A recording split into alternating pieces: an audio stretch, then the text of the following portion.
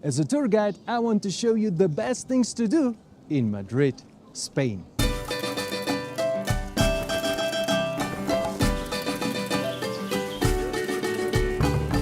The best place to start exploring Madrid is from the top of this building that offers a 360-degree observation deck in the heart of the city. From here, you can see the city's most iconic buildings and get a good overview of the city center. Mirador Madrid is located on the top of the main tower of Civil Palace. It was built in the early 1900s as the main post office, but now serves as the city hall. In front of the palace is a roundabout with the most famous fountain in Madrid. Marble fountain from the late 1700s depicts the Great Mother of the Gods and Roman goddess of fertility Cybele atop a chariot drawn by two lions. Cybele has been adopted by the city's most famous soccer team, Real Madrid, and the fountain serves as a celebration point of team's trophies. Not far from the most famous fountain is the most famous street in Madrid. Gran Via is a prime spot for shoppers and architecture lovers. It was created in the early 1900s when more than 300 buildings had to be demolished to make way for this grand street, providing better connection of the city center with the rest of Madrid. Nearly a mile-long street is lined with early 20th century revival and Art Deco architecture.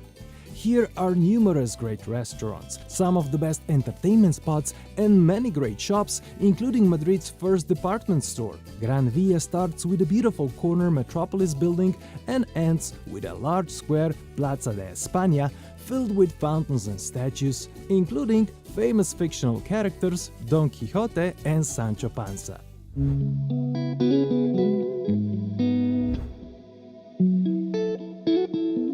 This is the most central square in Madrid, and as you can see, it's undergoing a major renovation.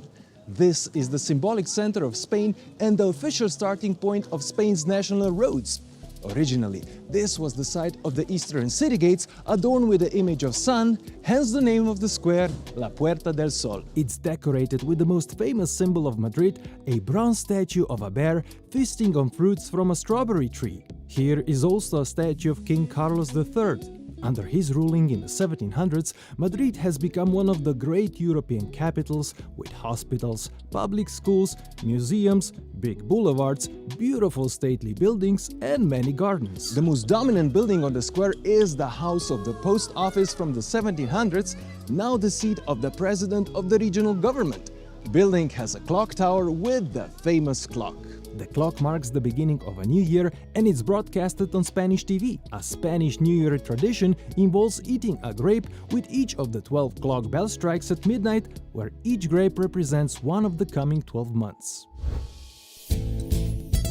Besides famous streets and squares, Madrid also has charming neighborhoods. One of them is Literary Quarter, that was home to many celebrated authors in the golden age of Spanish literature, including Don Quixote author Miguel de Cervantes. In certain places, pedestrian streets are paved with inscriptions from the works of these writers. This historic neighborhood has become a trendy spot full of eccentric bars, offering plenty of great tapas options. Here are some of Madrid's finest eateries, including the oldest taverns and restaurants that serve typical Spanish dishes.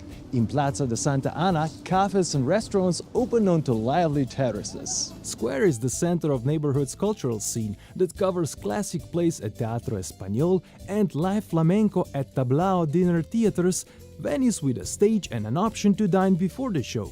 Although flamenco originates from Andalusia, all top flamenco artists perform here in Madrid. Literary Quarter also hosts an open-air market that takes place on Saturday. Not far away are three most famous art galleries in Madrid, considered to be among the world's best. They are known as the Golden Triangle of Art, which is on the list of UNESCO World Heritage. The Prado holds classical paintings, the Reina Sofía houses modern art, and the Thyssen-Bornemisza has a little bit of everything. If you have time to visit only one of them, you should go to Prado. This is the main Spanish National Art Museum and one of the world's leading art galleries.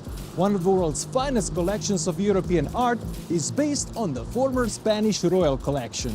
Here are the most important Spanish paintings from the 12th to the early 20th century and other important European masterpieces from the likes of Francisco Goya, El Greco, Peter Paul Rubens, Titan, Velázquez and others. Extensive collection includes more than 8,000 paintings and 700 sculptures on 3 floors. Unfortunately, it is not allowed to take photos or videos in the museum. Not far from Prado is one of Madrid's 5 royal gates. These are the most famous and monumental gates built in the 1700s as a grand entrance to Madrid in order to celebrate the arrival of the monarchs to Spain's capital. Madrid was still surrounded by the city walls when King Carlos III replaced old eastern city gates with this neoclassical triumphal arch that has become one of the landmarks of Madrid. Behind the famous royal gates is the entrance to the city's most beautiful park, another UNESCO World Heritage Site. Park was once reserved for Spanish royalty and aristocracy until it was opened to the public at the end of the 19th century. Retiro has various landscaping styles and it's a popular spot among citizens. It offers all kinds of interesting sculptures, monuments, gardens and numerous fountains and lakes. On the shore of the biggest lake stands a magnificent monument to Spanish King Alfonso XII, which features an observation deck with beautiful views. You should also look for beautiful 19th century Crystal Palace. This cast iron and glass pavilion presents exhibitions of contemporary art. Among many fountains, you can also find one with a statue of the fallen angel being exiled from paradise known as the Devil. Another very interesting monument is on the other side of the city center. This is an Egyptian temple dating back to the 2nd century BC. The temple was built in Aswan in Egypt and given to the city of Madrid as a gift by the Egyptian government. The temple was part of an international campaign to save the monuments of Nubia, where 22 monuments were relocated to save it from flooding following the construction of the Great Aswan Dam. The reconstruction kept the building's original orientation from east to west. The temple was rebuilt in one of Madrid's parks near the Royal Palace. As it's set on a hill, it offers beautiful views of western Madrid. Interestingly, this hill used to be the main landfill of the city and was transformed into a park at the beginning of the 20th century. Next on the list is the oldest and most authentic neighborhood, La Latina. This is the original core of medieval Madrid from where the city started to expand. Its medieval picturesque streets create a maze of great tapas bars and cantinas, as this is one of the best tapas bar districts in Spain. The ideal spot for a tapas crawl is Cava Baja, the most famous tapas street in Madrid. In the evening, it gets packed with people enjoying a drink and a bite. When ordering a drink, you should try some of Madrid's local specialties like patatas brava, croquettes, olives and mature cheeses. The neighborhood was named after writer and humanist Beatriz Galindo, one of the most relevant personalities of the 15th century, who was often referred to as La Latina because she was remarkably skilled in Latin. Every Sunday, La Latina hosts the most famous, most traditional and the oldest open-air flea market in Madrid known as El Rastro. There are also interesting museums and churches like the San Francisco El Grande Basilica with its Goya paintings and Moorish San Pedro El Real Church. But the biggest public space in the historic district is Plaza Mayor. This grand central square got its appearance in the 1800s after a massive fire. Uniformed, 3-story buildings with arcades are enclosing the square and giving it its rectangular shape. They house apartments, traditional shops, bars and restaurants. Square is connected to the streets with 9 arched gates, the most famous of which is the Arcos de los Cuchilleros. This arched gate can be reached by stone steps and has taverns and handcraft shops where you can buy handmade souvenirs.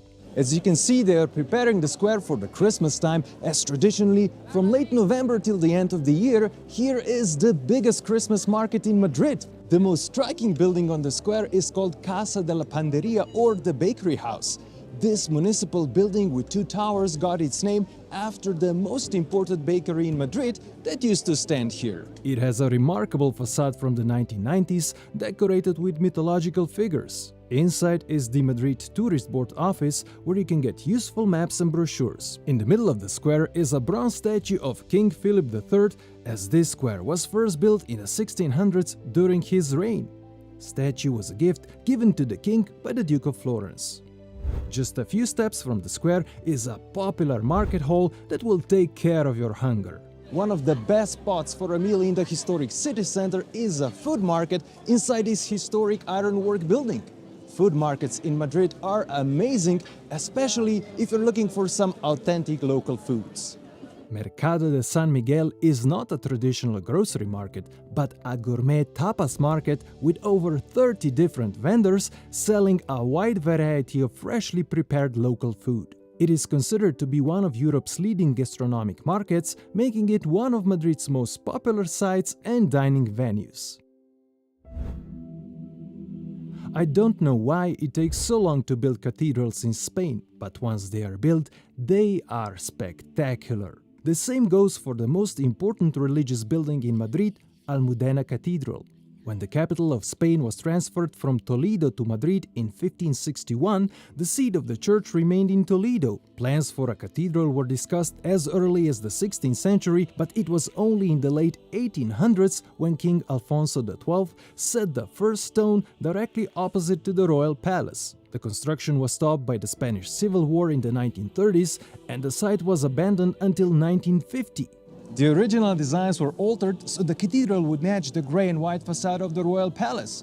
From the first plans to the completion, it took over 4 centuries, but in 1993 the cathedral was finally completed, and in 2004 it was used for the king's wedding. Neo-Gothic interior is uniquely modern, with chapels and statues of contemporary artists in different styles. The most impressive piece of art is the altarpiece of the Virgin of Almudena, a statue of Mary holding the infant Jesus. The legend of the statue dates back to the 8th century when Arabs invaded Spain. The Christians of Old Madrid sealed the statue in a niche of the ramparts to avoid its destruction. The Virgin of Almudena survived and has become the patron saint of Madrid. Cathedral is also adorned with massive dome reaching over 70 meters. If you visit Cathedral's museum, you can enter the dome and enjoy great views over the royal palace.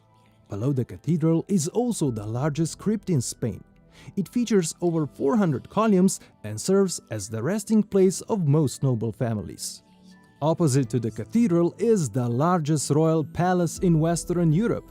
Although Spain is still a kingdom, this palace is no longer used as the royal family's home, but it continues to be their official residence used for ceremonies. After the old fortress was destroyed by massive fire in the 1700s, it was replaced by this huge Baroque-style palace with 1 million square foot of floor area and over 3,000 rooms.